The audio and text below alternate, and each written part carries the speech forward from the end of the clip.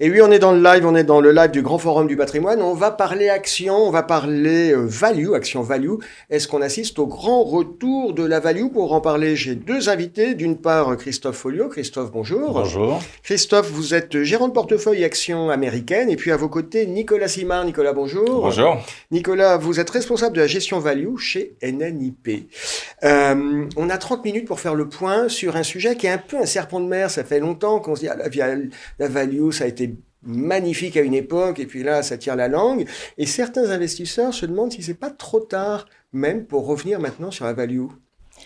Je pense qu'il y a des éléments quand même qui sont structurellement en faveur du style value. On a eu 15 années pratiquement de sous-performance du style value. Ah ouais, c'était une traversée du désert. Traversée du désert. Le résultat, c'est que les écarts de valorisation sont extrêmement élevés aujourd'hui dans le marché. La partie value n'a jamais été aussi bon marché. Il faut remonter fin des années 90, l'ancienne bulle TMT, pour retrouver de tels écarts de valorisation. Donc ça, c'est le premier élément. Et le deuxième, c'est le changement des politiques monétaires centrales. Le resserrement monétaire, la remontée des taux, le retour de l'inflation, tout ça sont des éléments. Tout ça, c'est des éléments qui aident plutôt la partie value et qui pénalisent plutôt les actions de croissance, qui sont des actions qu'on pourrait qualifier de duration élevée. C'est la fin de la fête, c'est la fin de l'argent facile. C'est la fin de l'argent facile. Du coup, sur les marchés actions, on va revenir un peu à la raison. Les actions de croissance sont des actions qui ont des cash flows très éloignés dans le futur. Ouais. Quand les taux montent, la valeur actualisée de ces cash flows diminue fortement. Nicolas, si je comprends bien, à la question est-ce que c'est pas trop tard, vous dites ça fait quelques mois que le mouvement est enclenché, mais on est sur un cycle assez long. Et donc oui, parce que malgré la rotation qu'on a vue depuis 5-6 mois, les écarts de valorisation restent extrêmement élevés. Ils restent extrêmement élevés. Il ne faut pas oublier que c'était un cycle extrêmement long. On n'a jamais connu ça. 15 ans de sous-performance du style value sont quand même des éléments à prendre en compte. Ok. Christophe Folliot, même question. Votre analyse, elle converge avec celle de Nicolas Simard ou pas? Absolument. Donc, le grand retour, je ne sais pas, mais en tout cas, le retour. Le retour. Nous, ce qu'on aime dans le mot value, c'est qu'il y a le mot valeur. Ouais, et valeur, le marché n'avait pas beaucoup d'attention sur les valorisations et aujourd'hui, c'est en train de revenir. Donc, dispersion de valorisation sur le marché, ça veut dire des opportunités. Donc, à notre avis, on a enclenché un cycle. Et comme le dit Nicolas, avec des taux qui ont tendance à monter, qui vont rester sans doute plus élevés que la dernière décennie, eh bien, on pense qu'il est encore tout à fait opportun d'acheter des valeurs value. Christophe, quand on parle de dispersion, ça veut dire que il y a pas des affaires, mais il y a des choses à faire, mais il faut être sélectif, il faut fouiller, il faut prendre le temps de regarder la cote. Absolument, c'est ce qu'on appelle le stock picking et c'est l'intérêt de la gestion active. Est-ce qu'on peut, alors c'est un peu scolaire, mais est-ce que l'un et l'autre, vous pouvez nous rappeler votre définition de ce qu'on appelle un active value qui se lance? Allez, moi je veux bien me lancer. Christophe. Donc, dans un active value, déjà, on va s'intéresser donc à cette valeur, à la valorisation, et de s'octroyer une marge de sécurité dans les investissements. De se dire, si jamais on se trompe sur notre scénario, est-ce que la société détient des actifs qu'elle va pouvoir vendre? Est-ce qu'elle génère des liquidités, on dit du cash? Ouais. Et quelle est sa valorisation à l'heure d'aujourd'hui et les perspectives à moyen terme? Contrairement à une approche de croissance, on va peut-être plus s'intéresser à moyen long terme, aux perspectives de bénéfices. Nous, ce qui nous intéresse, c'est les bénéfices aujourd'hui et l'amélioration à court terme.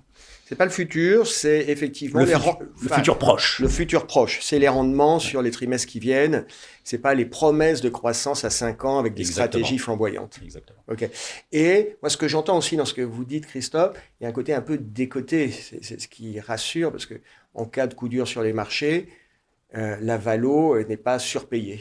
C'est ce qu'on peut constater aujourd'hui. Okay. Donc, avec peut-être la bulle sur une partie de certaines valeurs de croissance qu'on a connues, eh bien aujourd'hui, on voit qu'un certain nombre de valeurs value ont plutôt tendance à bien se comporter. Chez NNIP, Nicolas? Ce que j'aime bien chez Christophe, c'est ce mot-clé marge de sécurité. C'est-à-dire que quand on achète une action value, on se donne une sorte de marge de sécurité, de protection, parce qu'effectivement, quelle que soit la classe d'actifs, ce qu'il faut éviter, c'est de surpayer pour l'actif qu'on achète. Et je pense qu'avec un fonds value, généralement, on a cette décote de valorisation.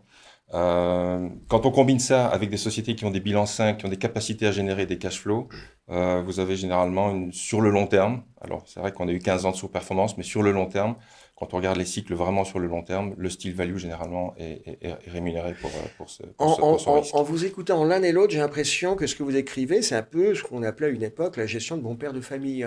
On ne cherche pas nécessairement des parcours boursiers ébouriffants, mais ce qu'on aime, c'est la visibilité et la prédictibilité. C'est ça, non ?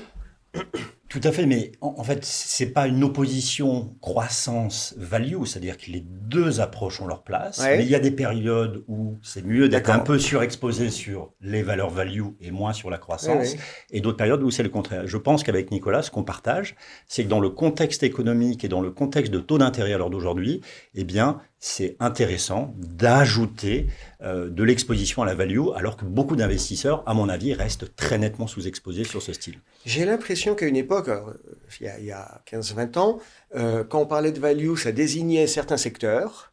Et puis, la croissance, c'était spécifiquement d'autres secteurs, comme les télécoms, etc. Et j'ai l'impression qu'avec le temps, on s'est aperçu que pour un secteur donné comme les télécoms, il pouvait y avoir des entreprises qui avaient un profil value et d'autres qui avaient un profil croissance. Est-ce que je me trompe? C'est-à-dire qu'au fil du temps, certains secteurs peuvent être qualifiés de croissance, puis retomber plutôt dans la partie value s'ils se traitent à une décote intéressante. Donc, rappelez-vous, fin des années 90, c'était la bulle TMT, les valeurs télécom se traitaient à des multiples complètement insensés. On a vu que on pouvait pas justifier de tels multiples. Et donc aujourd'hui, les secteurs de télécom, et ça s'est arrêté. Et d'ailleurs, le secteur de télécom est aujourd'hui retombé plutôt dans la partie value, mais que je qualifierais plutôt de value trap, parce qu'effectivement, il faut toujours distinguer quand les télécoms, les mobiles, c'est devenu une commodité. Oui, et puis surtout, ce qu'il faut se rendre compte, c'est que quand on regarde la valorisation, c'est ce que j'expliquais, il faut aussi regarder d'autres éléments. On n'est pas intéressé à rechercher des valeurs qui sont décotées si structurellement, elles sont dans l'incapacité de générer une croissance des cash flows. Donc, il faut combiner les deux éléments. Mais donc, les secteurs évoluent à travers le temps. Certains secteurs peuvent se traiter à un moment à des primes excessives. Il y a une correction boursière, généralement ça se termine toujours comme ça, et puis on repart avec une autre thématique. Et donc c'est mouvant, ça évolue au fil du temps. Alors moi je suis un peu béotien, je vois ça de l'extérieur, j'ai un peu le sentiment que ces valeurs de croissance, c'est d'ailleurs ce que disait Christophe, il y a une promesse sur un futur moyen-long terme, et que la value, c'est plus les entreprises, c'est Air Liquide, où là c'est installé sur des business. Non, Christophe? Moi, tout à l'heure, avec Nicolas, on a parlé de marge de sécurité. Et c'est vrai que dans la value, il y a un biais, c'est qu'on aime les entreprises avec des actifs corporels. Donc, des entreprises qui ont de l'immobilier, qui ont des brevets, qui ont ou de la propriété intellectuelle. Dans l'évolution des marchés, et notamment avec l'augmentation, et là je parle particulièrement sur le marché américain, des entreprises de techno, vous avez de plus en plus d'entreprises avec des actifs incorporels. Donc, si vous êtes un site internet et que finalement, vous perdez des parts de marché, ça ne fonctionne pas, citer Yahoo, quelle est la valeur de Yahoo? Qu'est-ce qui reste? Qu'est-ce qui reste? Il ne reste pas grand-chose au niveau corporel. Donc ça, je dirais que c'est plutôt dans notre approche plus risquée parce qu'on risque de tomber dans des value traps. Si vous investissez dans une entreprise industrielle qui détient des usines, de la propriété, si les choses se passent mal, eh bien peut-être que l'entreprise, plutôt que d'avoir des difficultés, des problématiques de liquidité, peut vendre certaines de ses propriétés. Il y a des actifs. Donc, d'où cette idée de marge de sécurité qu'on a peut-être moins sur certaines valeurs de croissance. Ok. Il y a un terme que vous avez utilisé l'un et l'autre, Christophe et Nicolas, c'est value trap. C'est une value trap, c'est grosso modo, il y a un actif coté en bourse qui est pas cher parce que ça vaut rien. Hein. C'est le piège classique des investisseurs value, c'est-à-dire qu'on achète des actions qui ont... Ça vous est arrivé à vous? Allez, on est entre nous. Mais bien sûr, ça arrive à tout gérant. Je dirais, l'idée, c'est qu'un gérant, sur le long terme, a un taux de succès supérieur à 50%, mais forcément, il y a... De temps en temps, on se prend les pieds dans le tapis. Exactement. Et donc, l'idée, c'est... Un value trap, c'est une action qu'on pensait bon marché, mais qui reste bon marché parce que structurellement, la société est challengée. Il y a pas c'est pas qu'elle est bon marché, c'est que ça ne vaut pas plus.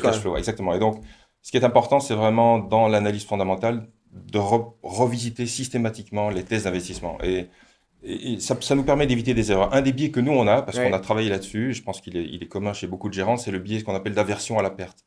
Un gérant n'aime pas prendre sa perte et garde en tête son point d'entrée. On a du mal à couper la position. Ce qui est souvent une erreur, parce qu'il faut revisiter la thèse d'investissement et se rendre compte qu'il y a des éléments nouveaux. On s'est trompé et il y a des éléments nouveaux par rapport au point d'entrée. Et donc, une des conséquences pour nous, c'est qu'on doit accélérer la coupure finalement de position qui ne marche pas. Ouais. Nicolas, question de vérité. Vous disiez tout à l'heure, un gérant, des fois... Voilà. Un exemple de value trap que vous avez eu, c'est une erreur d'estimation, une valeur que vous avez mis en portefeuille, puis à un moment, on dit, bon, ok, il y a 3 ans, on avait vu la réalité comme ça, c'est un peu différent. Allez, un exemple concret, parce que conceptuellement, on a compris. Nous, ce qui nous a fortement pénalisé, c'est toutes les sociétés qui sont actives dans ces grands projets industriels, de services industriels, que ce soit dans le secteur du transport. Vous avez un chiffre d'affaires important, un carnet de commandes qui est bien rempli, Et souvent, c'est un manque de qualité d'exécution des projets qui conduit à des dépassements en termes de coûts, en termes de D'accord. délai Et donc, du de coup, la réalisation. marge. Et les marges sont impactées beaucoup plus que ce qu'on pensait. Et donc, l'idée, c'est qu'il faut systématiquement revoir cet aspect-là de gestion de la société par le management. C'est pas tellement des aspects macroéconomiques, c'est beaucoup Non, non, plus non, la non, gestion ouais. interne de la société. Et donc, sur papier, des sociétés qui vous offraient des carnets de commandes bien remplis, notre expérience à nous, c'est qu'elles ont souvent déçu.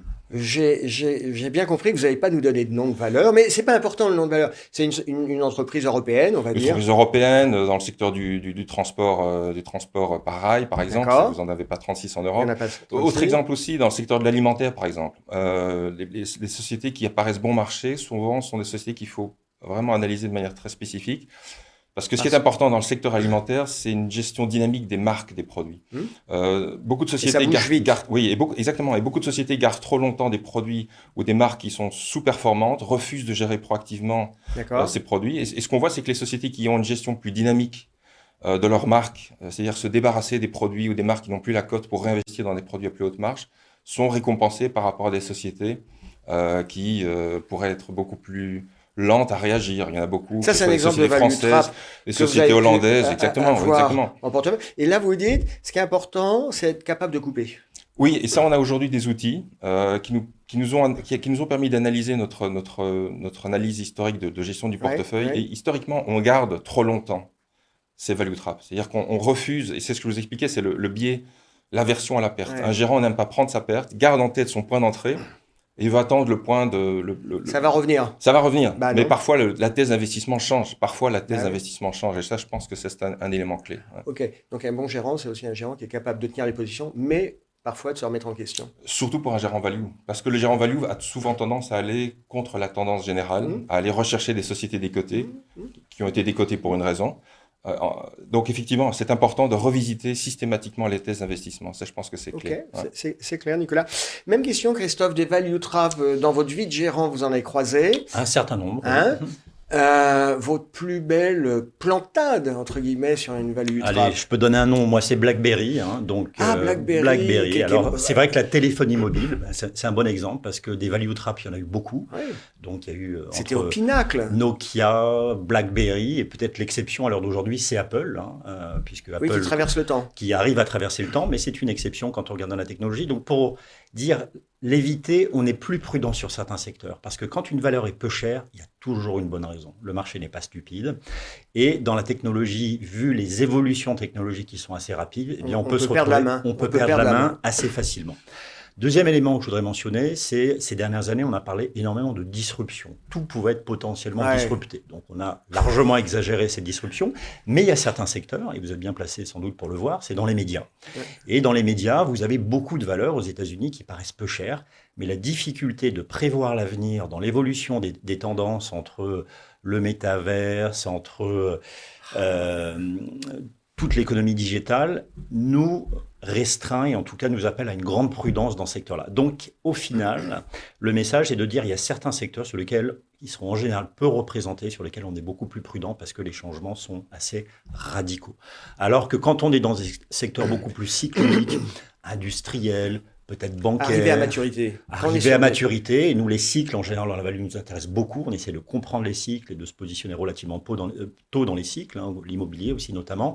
Eh bien, on a moins de risques de se tromper et de tomber dans les value traps.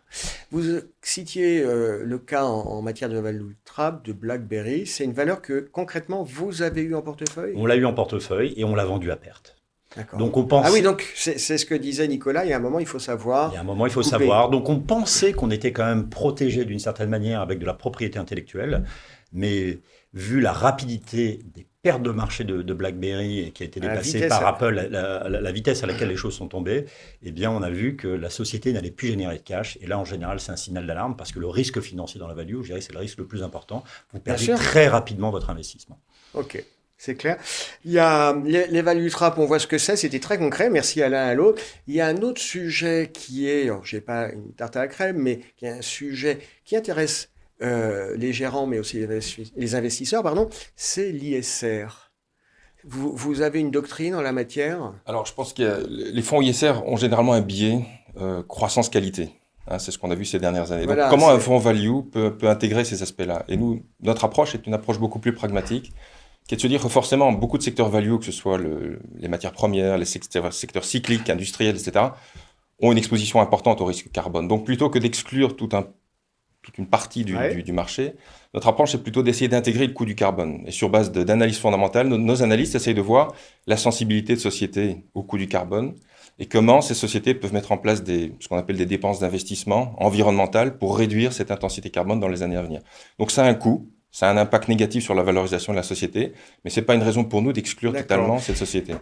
Votre approche, Nicolas, c'est pas un peu ce qu'on appelait à une époque le best in class, c'est-à-dire qu'il y a des secteurs qui sont plus ou moins carbone. Je qualifierais pas ça de best in class, parce que best in class, vous allez rechercher.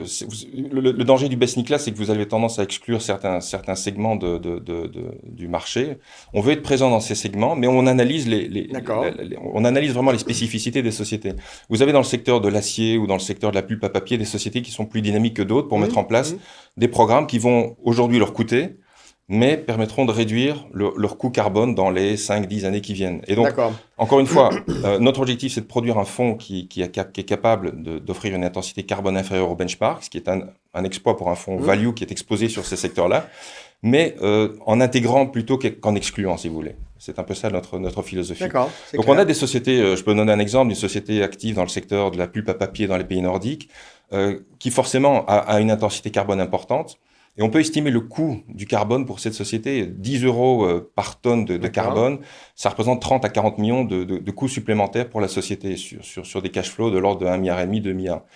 Aujourd'hui, cette société va investir 200 à 300 millions d'euros sur les 3-4 prochaines années de dépenses d'investissement pour, d'ici 2027-2028, récupérer une partie de profitabilité en réduisant ses coûts de l'ordre de 10 à 15 millions par an. C'est intéressant parce donc c'est vraiment ça notre approche, c'est intégrer plutôt d'exclure. C'est un peu ça le message que je veux faire passer. Et ce que vous nous dites, c'est que l'ISR, ça a un coût. C'est-à-dire que si on veut investir dans des entreprises qui ont une vraie démarche ISR, certes, ça sera peut-être porteur d'économie, c'est un coût court terme, c'est un bénéfice sur le long terme. À court terme, c'est un coût. En tout cas, pour les secteurs qui ont un biais value. Alors, si vous avez des fonds qui ont plutôt des biais croissance-qualité qui sont absolument absent de toute une partie du marché, notamment le secteur des matières premières, de l'énergie, etc. Forcément, quand vous investissez dans la technologie ou dans le secteur des soins de santé, l'intensité carbone structurelle de ces secteurs est beaucoup plus faible. Mais pour les secteurs value, ça a un coût aujourd'hui, mais les sociétés qui prennent en compte cette intégration auront un bénéfice dans les années à venir. Donc c'est plus cette approche-là pragmatique d'estimer les coûts et de voir quelles sont les sociétés qui vont mieux s'en sortir au sein des différents secteurs. Christophe, même question pour vous. Est-ce que l'ISR, c'est un truc de valeur de croissance ou est-ce qu'on peut avoir aussi de l'ISR dans l'univers de la value ? C'est plus compliqué parce qu'en général, on parlait d'entreprises qui ont du capital et le capital en général est plus émetteur de CO2, mais ça ne nous interdit pas d'investir dans des secteurs. Aujourd'hui, on a une très forte exposition dans tout ce qui est pétrole et matières premières. Mais ce qu'on va faire, c'est qu'on va rechercher les valeurs qui ont clairement un engagement d'améliorer leurs pratiques. Donc, typiquement, dans les valeurs pétrolières, on va voir les entreprises qui émettent le moins de CO2 et qui dépensent plus en termes de forage, en termes de production que leurs concurrents. Le problème, c'est on retombe sur la même problématique que du coup, ça consomme du cash. Ça consomme du cash, mais quelque part, ça peut aussi entraîner une prime de valorisation par rapport aux autres entreprises du secteur parce qu'elles vont intéresser plus d'investisseurs. On appelle ça en anglais les improvers. La problématique qui se pose à l'heure d'aujourd'hui, c'est on sait tous qu'on a besoin de pétrole, et on voit bien à l'heure d'aujourd'hui dans la problématique énergétique, mais que les entreprises qui sont mal notées, et tout récemment, vous avez un exemple d'une entreprise qui s'appelle Continental Resources aux États-Unis, dont le fondateur va racheter les 20% qu'il ne détient pas, qui sont cotés en bourse, pour sortir de la sphère boursière, parce que les contraintes d'ISR sont trop difficiles. Donc la mauvaise nouvelle, c'est que ça va devenir une entreprise privée sur laquelle il n'y aura plus beaucoup de sensibilité à l'ISR.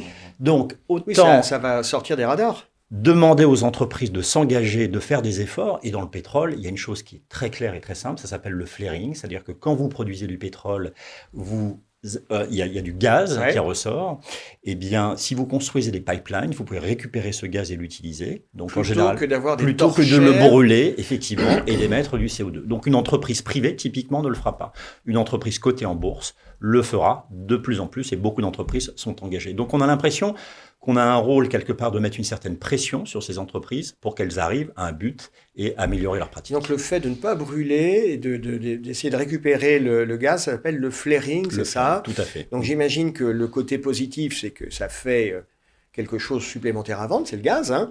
Le côté négatif, c'est que je pense que si on le brûlait, c'est que c'était plus simple à faire. Pour ne pas le brûler, ça requiert des investissements. Voilà, de construire des pipelines. Donc à court terme, effectivement, il y a un peu un coût. Quel est à l'un et à l'autre votre terrain de jeu? Alors vous, Christophe, vous êtes gérant Actions américaines, donc vous êtes plutôt sur la value américaine. Les exemples de valeurs que vous nous citiez, voilà. BlackBerry, bon, on est aux États-Unis. Donc moi, c'est le marché nord-américain, donc les États-Unis Canada. Et partiellement le Canada. Donc il y a beaucoup de valeurs de matières premières au Canada aussi, ce qui peut être intéressant, notamment dans des métaux. Donc un terrain de jeu assez large. C'est vrai qu'on a un biais plutôt sur les entreprises de moyenne capitalisation. Alors pas forcément parce que c'est des entreprises qui ont des activités plus restreintes, mais souvent dans la value, vous avez des entreprises qui sont peu chères, donc vous avez un biais qui est un peu moins de grande capitalisation. C'est pas frustrant quand on est gérant Actions américaines de laisser de côté toutes ces valeurs un peu flashy de la tech? Alors, c'est frustrant quand ça fonctionne pas, et ça a été très compliqué de 2017 à 2020. Donc, vraiment, pendant 4 ans, Nicolas parlait de traversée du désert, mais là, vraiment, les 4 dernières années jusqu'à 2020 ont été abominables. Mais l'intérêt qu'on peut avoir dans la value, c'est qu'on est relativement seul à être en contact avec des dirigeants d'entreprise. D'accord. On a des contacts assez faciles, puisqu'on arrive vraiment ils sont moins sollicités. Ils sont relativement peu sollicités. Voilà. Donc, D'accord. il faut accepter. C'est un métier où il faut accepter une approche où, par moment, plus personne ne s'intéresse à vous et les investisseurs ont l'impression que vous êtes has-been. Et d'autres moments où les investisseurs se rendent compte que cette approche sur la valorisation et cette approche moyen-long terme est tout à fait pertinente. Ouais. On va revenir sur cette question, justement, du rôle que peut jouer un fonds ou un active value dans un portefeuille. Parce qu'il y a des phénomènes de mode, d'engouement, on le sait bien. Et une des règles, on le rappelle, c'est la diversification. Vous nous citiez ces exemples, c'était très clair. Même question. Alors moi, mon terrain de jeu, c'est plutôt les actions européennes, grande capitalisation, je dirais, où notre approche value essaye d'intégrer plutôt aussi l'aspect qualité que j'avais mentionné en début d'interview, où on essaie de combiner des sociétés qui sont attractives en termes de valorisation, mais qui sont aussi capables de générer des cash flows libres, structurel, ce qui permet un retour aux actionnaires sous forme de paiement de dividendes ou de rachat de titres. Mais donc, c'est ça l'idée, c'est un peu comme Christophe le fait sur le marché américain, c'est un peu la même approche, mais sur la partie européenne et zone euro en particulier. Vous parlez dividendes, c'est un thème qu'on n'a pas évoqué. Ouais. Est-ce que quand on est gérant value, le fait qu'il y ait du dividende, c'est important parce que le dividende, c'est chaque année entre 2, 3, 4, voire 5% de performance qui est apporté par le coupon. Alors, donc nos stratégies sont vraiment concentrées sur ces actions à dividendes soutenables, je dirais.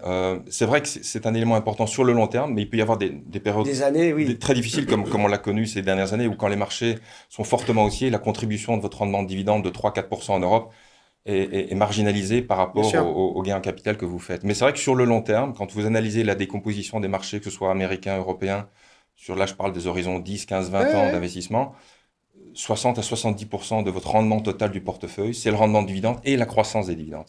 Donc ces deux éléments sur le long terme sont les contributeurs majeurs de la performance de votre portefeuille. Le dividende pour vous, Christophe? Le dividende, mais plus important pour nous, c'est ce qu'on appelle un terme anglo-saxon, c'est le free cash flow yield. Donc on va regarder les cash flows libres de la société rapportés à la capitalisation boursière de l'entreprise. Ça nous donne un rendement théorique, ce qui veut dire si l'entreprise reversait tout sous forme de dividende. Après, il y a la politique de distribution qui est plus ou moins... Mais si votre action est tradée cotée, c'est peut-être plus intéressant de racheter certaines actions en bourse. Si vous avez des concurrents que vous pouvez racheter, c'est peut-être plus intéressant de les racheter. Donc, on fait confiance au management des sociétés dans lesquelles on investit et on pense que c'est à eux de faire la meilleure allocation de capital. La meilleure allocation. Une question que j'avais et puis qui était partie de mon esprit et qui revient, Christophe, vous concernant. Vous investissez donc en devises, en dollars américains, voire en dollars canadiens. C'est quoi votre doctrine? On couvre pas? Alors, on a deux fonds. Hein. Il y a un fonds qui est entièrement couvert et un fonds qui n'est pas couvert. Ce qui se passe de manière générale, c'est que assez régulièrement dans les phases de baisse, vous avez plutôt un dollar qui a tendance à s'apprécier. Donc, le fait d'être exposé au dollar, ça apporte de la diversification et une certaine possibilité d'amortir aussi ces phases de baisse. J'ai une question un peu conclusive. Vous évoquiez tout à l'heure le côté défensif. C'est une question sur comment ça se vend, la value. D'abord, ça joue quel rôle dans un portefeuille? Ça apporte de la diversification, un peu de résilience. Et moi, j'ai l'impression que parfois, les partenaires CGP, dont le rôle est de porter la bonne parole, sont pas toujours très chauds sur la value. Comment on les évangélise? C'est quoi le pitch? Je pense que c'est normal aujourd'hui, après 15 ans, il faut se rappeler qu'on a eu 15 années pratiquement de sous-performance Ouais, structurelle pas du facile à style. vendre quand même. C'est difficile de vendre un style qui n'a pas fonctionné. Il y a beaucoup d'investisseurs aujourd'hui ou d'acteurs du marché qui n'ont pas connu finalement la période où le style value peut fonctionner. Il faut se rappeler que la bulle TMT, quand on a lancé nos stratégies fin des années 90, c'était une période extrêmement difficile pour le style value. Impossible de vendre du value à ce moment-là. En 2001, 2002, 2003, là, les investisseurs sont revenus petit à petit parce qu'ils se sont rendus compte que sur le long terme, la valorisation, quelle que soit la classe d'actifs, aura un impact. Ne surpayez jamais, quel que soit l'actif que vous achetez, ne surpayez jamais par rapport à la valorisation intrinsèque. Ça, c'est une règle d'or d'investissement. Mais ça ne veut pas dire que cette règle d'or fonctionne dans toutes les phases de marché. Mais encore une fois, sur le long terme, c'est un élément qui a été prouvé. Alors, c'est pas votre job, vous gérez un fonds, vous gérez pas le portefeuille, mais sur une poche action, la value, est-ce qu'on a une recommandation ou pas du poids que devrait avoir la value sur une poche action? Ah là, ça, je pense que ça dépend à chacun. Je D'accord. pense que aujourd'hui, les portefeuilles sont extrêmement biaisés sur la partie croissance-qualité. C'est pas une surprise, c'est le style qui a été gagnant pendant les 10 dernières années. Donc, je pense qu'il y a un biais très, très important aujourd'hui. On commence à voir les acteurs de marché qui, en tout cas, s'intéressent de plus en plus au style value, ce qu'on n'avait pas connu ces dernières années. En tout cas, ça, c'est notre expérience à nous. Mais vous le dites, il y a un peu, pas un phénomène de mode, mais il y a une inertie pendant des années. Ce qui a fonctionné, c'est la croissance. Oui, et comme la rotation va pas être nécessaire. Comme en 2005, 2006, 2007, là, c'était le style value qui était porteur et tout le monde voulait acheter de la value. Donc, le marché oublie vite un petit peu l'histoire et se concentre sur les performances des 2-3 dernières années et a tendance à rentrer malheureusement à un mauvais moment dans les styles qui ont le mieux fonctionné. Donc, il faut toujours garder à l'esprit des cycles plus longs et la diversification. Le cycle long, c'est une notion qui n'est pas toujours facile à faire passer. Christophe, comment on vend, comment on évangélise, et les investisseurs et les partenaires CGP, c'est quoi chez Dram votre argumentaire en quelque sorte? Alors, clairement, c'est de la diversification. C'est de dire à l'heure d'aujourd'hui, si on estime qu'on a changé de décennie et qu'on va rentrer dans une décennie où l'inflation sera plus forte. Ouais. Alors, pas forcément les 8 ou 9% qu'on a aux États-Unis en ce moment, à mon avis, qui vont progressivement régresser. Mais si on est dans une décennie avec des taux d'intérêt plus élevés, le style value va retrouver progressivement de l'intérêt. D'accord. Et peut-être pour illustrer les périodes passées, les grandes périodes des années 70 ou début des années 2000 où on a eu des inversions extrêmement fortes parce qu'on est allé très très fort dans le côté croissance. Ce qui se passe en général, c'est comme un élastique. Vous le tirez très fort dans un sens, il revient très fort, donc c'est la surperformance qu'on voit à court terme, peut-être ce qu'on a vu depuis le début de l'année du style value qui est extrêmement fort depuis 6-7 mois. Ouais. Et après, progressivement, au fur et à mesure des années, vous avez une surperformance qui se poursuit, mais qui est moins forte que ces écarts absolument colossaux qu'on peut voir à l'heure d'aujourd'hui. Mais ça se stabilise, le mouvement de balance. Le mouvement se stabilise, mais il est durable. Et on a vu beaucoup de périodes où ça a été durable. Alors c'est vrai que le côté dubitatif, c'est que plusieurs fois depuis 2017, on a vu des amorces de retour de la value. Ça a duré quelques semaines, un mois, et puis c'est retombé. Donc au fur et à mesure, eh bien, beaucoup d'acteurs de marché se sont dit, de toute façon, la value, c'est juste spéculatif, c'est à court terme, ça ne fonctionne pas. Le marché a changé. D'accord. Ce que je ne crois pas. Ok, c'est très clair. Merci à l'un et à l'autre d'avoir été avec nous pour parler du retour de la value. On peut dire, le sous-jacent de cet intitulé, c'est est-ce que c'est un feu de paille? Et l'un et l'autre, vous dites non, c'est pas un feu de paille, on va être sur un cycle long pour un certain nombre de raisons, dont entre autres les taux. Merci Christophe, merci Nicolas. Merci à vous. À bientôt. Merci. Au revoir.